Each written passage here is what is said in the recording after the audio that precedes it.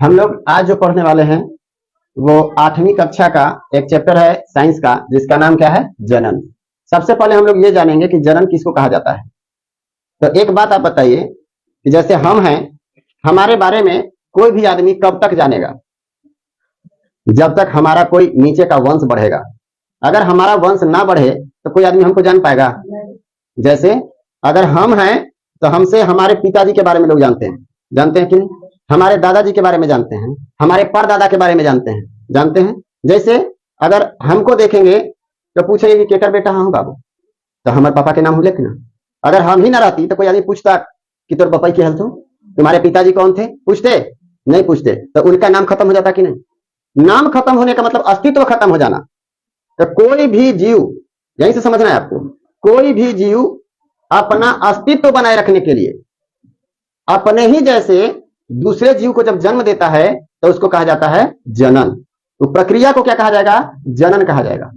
दूसरा चीज, एक तो ये हो गया हम अपना अस्तित्व बनाए रखने के लिए अपने ही जैसे दूसरे जीव को जन्म दे रहे हैं। दूसरी बात कि इस परिवेश में, इस वातावरण में जीवों की निरंतरता बनाए रखने के लिए, निरंतरता बनाए रखने के लिए का मतलब क्या होगा? निरंतर, लगातार रहे। जैसे अगर जनन करना लोग बंद कर दें, जीव बंद कर दें, तो क्या उस तरह का जीव आपको देखने को मिलेगा? जैसे पूरा के पूरा बकरी लोग हड़ताल कर देंगे कि हम जनन की क्रिया नहीं करेंगे, तो पता चलेगा कुछ दिन के बाद, 2 साल 4 साल के बाद, कि कहीं इस दुनिया में बकरी दिखी नहीं रहा है। अरे जनन करेगा, उसका बच्चा होगा तभी ना बढ़ेगा। अब अगर वही नहीं हो रहा है तो क्या उसका जनसंख्या बढ़ेगा? कभी नहीं बढ़ेगा। और नहीं बढ़ेगा तो उसका अस्तित्व घट जाएगा कि नहीं? अस्तित्व खत्म हो जाएगा। तो निरंतरता बनाए रखने के लिए, उस प्रजाति को उस धरती पर बनाए रखने के लिए, इस धरती पर बनाए रखने के लिए जनन करना आवश्यक है। और जिस क्रिया के द्वारा वो जीव दूसरे जीव को जन्म दे रहे हैं, अपनी वृद्धि कर रहे हैं, अपने प्रजाति को बढ़ा रहे हैं, वही क्या कहलाता है? जनन।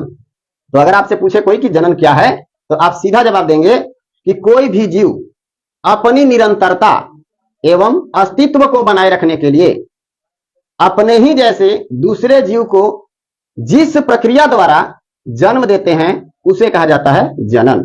या आप दूसरे तरीके से बोल सकते हैं कि जनन की वह प्रक्रिया जिसके द्वारा कोई भी जीव अपने ही जैसे दूसरे जीव को जन्म देते हैं, क्या कहलाते हैं?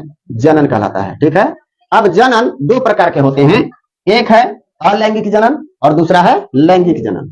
अलैंगिक जनन क्या होता है और लैंगिक जनन क्या होता है, उसको समझिए। सबसे पहली बात, अलैंगिक जनन। अलैंगिक जनन में भी जीव अपने ही जैसे दूसरे जीव को जन्म देते हैं, लेकिन उनको जन्म देने के लिए एक अकेला जीव ही काफी होता है, एक से अधिक जीव की जरूरत नहीं होती। समझ गए?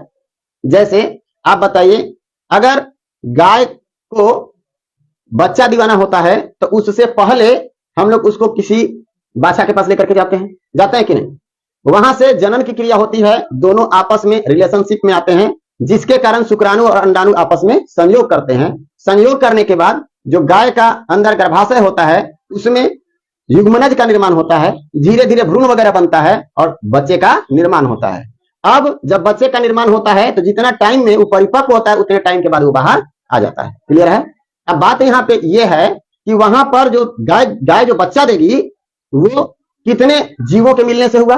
2 जीव, एक गाय और एक गाय का पुल्लिंग जिसको हम लोग बाछा बोल दिए, बोले कि नहीं? तो दोनों मिल करके तीसरा जीव को जन्म दिए, तो इसको कहेंगे लैंगिक जनन, क्योंकि इसमें 2 जीव आ गया। लेकिन अलैंगिक जनन जो है उसमें एक अकेला जीव ही दूसरे जीव को उत्पन्न कर देगा। तो वो 2 जीव, मतलब एक अकेला जीव जिस अगले जीव को जन्म दे देता है, किसी अगले जीव को जन्म दे देता है, बच्चे को उत्पन्न कर देता है। वैसे 2 जीवों के नाम बताइए। तो हाइड्रा और एक क्या है? अमीबा। हाइड्रा जो है उसको 2 हाइड्रा की जरूरत नहीं है अगला उसके शिशु को जन्म देने के लिए। एक हाइड्रा 2 भाग में टूट करके और अलग अलग जीव का निर्माण कर लेता है। समझ गए? उसी तरह से अगर हाइड्रा की जगह पर हम अमीबा को ले लें तो अमीबा भी अपने 2 भागों में बंट करके अलग अलग जीव का निर्माण कर लेता है। समझ गए? अब बात बताते हैं कि कैसे आखिर उन लोग टूट करके और 2 भागों में बटे। पहले हम लैंगिक जनन के बारे में बात कर रहे हैं। ठीक है। तो लैंगिक जनन में सबसे पहले हम लेते हैं हाइड्रा को। क्या, किसको लेंगे? हाइड्रा। हाइड्रा के बारे में बात करेंगे। और हाइड्रा में जो जनन होता है, अलैंगिक जनन का विधि, उसको कहा जाता है मुकुलन। क्या कहा जाता है? मुकुलन। मुकुलन के द्वारा मुकुल का निर्माण होकर के, और वही जो मुकुल है वो जो परिपक्व हो जाता है तो टूट करके अलग हो जाता है, इसी क्रिया को हम लोग मुकुलन विधि कहेंगे। तो समझिएगा हम कहना क्या चाह रहे हैं। क्या? अच्छा ठीक है, चलिए इधर ध्यान दीजिए, चल रहे हैं। हाइड्रा बनाएंगे, सबसे पहले हाइड्रा बना करके आपको समझाते हैं। शुरुआत में जो जनक हाइड्रा होती है, जनक हाइड्रा, हाइड्रा समझते हैं, जो मतलब परिपक्व हाइड्रा है जिससे अगला हाइड्रा का निर्माण होगा, वो ऐसा होता है। देखिए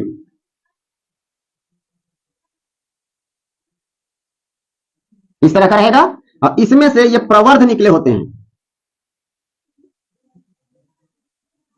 समझ में आया? ये क्या है? हाइड्रा। ये हाइड्रा जब आगे बढ़ेगा, इसका समय बीतेगा, तो इसी में एक उभार उत्पन्न होगा। उभार का मतलब ये एक जगह से फूलना स्टार्ट करेगा। कैसे फूलना स्टार्ट करेगा देखिएगा, अभी आपके सामने हम दिखा दे रहे हैं, कंफर्म हो जाएगा। यहां से देखिए इस प्रकार से उभार उत्पन्न होना शुरू हो जाएगा। देख रहे हैं? उभार उत्पन्न हुआ।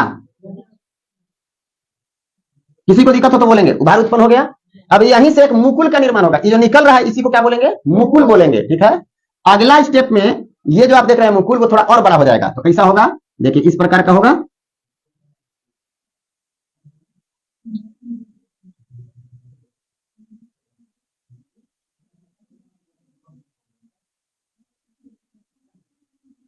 अब ये जो हाइड्रा था वो इस तरह का बन गया। अब इसमें भी छोटे छोटे प्रवर्ध निकल गए। समझ में आया? यही वाला बढ़ा और बढ़ करके ये मुकुल का निर्माण किया, और मुकुल में भी प्रवर्ध बन गया।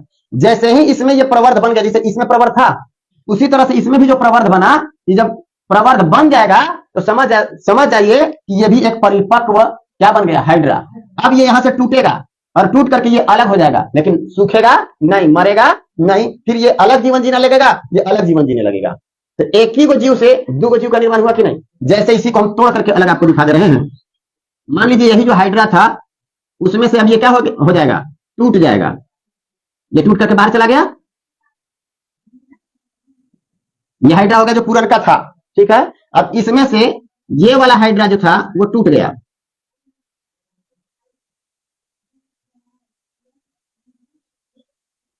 टूट गया, ये अलग हाइड्रा बन गया, ये अलग हाइड्रा बन गया। दो ठो जीव बन गया कि नहीं? अब इसी को बोलते हैं हम लोग कौन सा? मुकुलन विधि। मुकुलन विधि के द्वारा हाइड्रा जो है वो अलैंगिक जनन करता है, या अलैंगिक जनन के द्वारा हाइड्रा जो जनन की प्रक्रिया अपना रहा है, उस जनन की प्रक्रिया को क्या कहते हैं? मुकुलन कहते हैं। समझ में आया? सवाल पूछा जाता है कि हाइड्रा जो है वो जनन की किस विधि द्वारा जनन करता है, तो मुकुलन विधि याद रखिएगा। ठीक है, अब बात करते हैं अमीबा के बारे में। नीचे दिखाई देगा। अब हम अमीबा को लेकर के चलते हैं।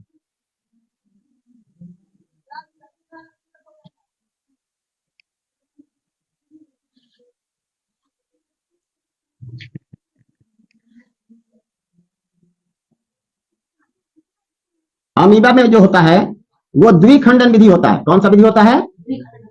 द्विखंडन। ये जो द्विखंडन विधि है, उसके माध्यम से अमीबा जो है एक अकेला जीव होने के बावजूद भी टूट करके और दो अलग अलग जीव का निर्माण कर लेता है। वो कैसे?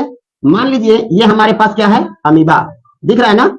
इसका एक केंद्रक है अभी, क्योंकि ये अकेला जीव है। जब ये इसका समय बीतता चला जाएगा, ये जब बढ़ते चले जाएंगे, तो यही जो केंद्रक है ये दो भागों में बंटना शुरू हो जाएगा।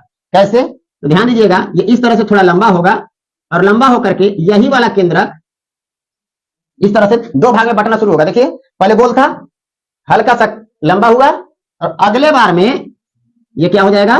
टूट जाएगा। देख रहे हैं आप? और यहां पर यही जो केंद्रक था इसका, ये केंद्रक भी इस तरह से दो भाग में टूटने के लिए तैयार हो गया कि नहीं? अब की बार ये पूरी तरह से टूट जाएगा।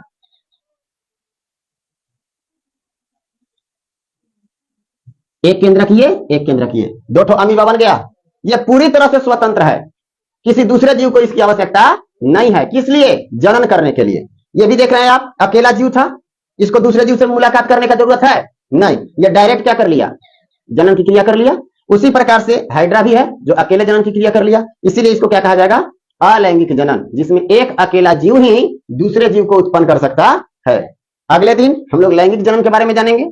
लैंगिक जनन में दो जीव आपस में मिल करके तो नए जीव का निर्माण करते हैं। जैसे मनुष्य हो गया, गाय हो गया, बकरी हो गई, भेड़ हो गए, ये सब जितने भी जीव हैं, जितने भी क्या बोलिएगा उसको, पशु हैं, जानवर हैं, वो सब किस तरह के क्रिया करती हैं, किस प्रकार से जनन करती हैं?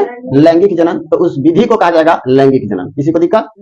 तो अगले वीडियो के लिए रहिए तैयार, फिर मिलेंगे कल हम लोग। तब तक के लिए धन्यवाद।